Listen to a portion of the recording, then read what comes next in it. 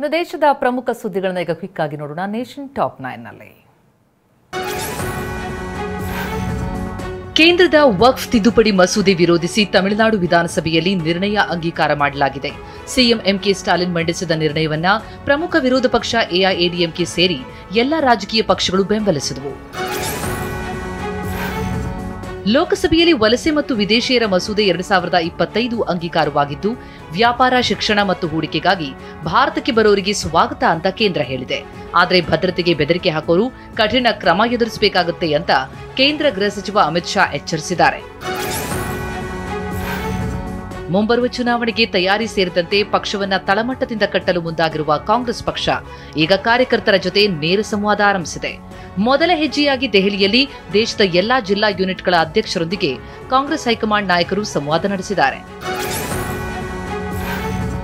Delhi high court judge ಮನೆಯಲ್ಲಿ ಸಿಕ್ಕ ನೋಟಿನ ಪ್ರಕರಣದ ಜಟಿಲತೆ ಮುಂದುವರೆದಿದೆ. ದೇಶದ ಪ್ರಮುಖ ವಕೀಲರ ಪರಿಷತ್ತಿನ ಪದಾಧಿಕಾರಿಗಳು ದೆಹಲಿಯಲ್ಲಿ ಸುಪ್ರೀಂ ಕೋರ್ಟ್ ನ್ಯಾಯಮೂರ್ತಿ ಸಂಜೀವ್ ಖನ್ನಾ ಜೊತೆ ಸಭೆ ನಡೆಸಿದ್ದಾರೆ.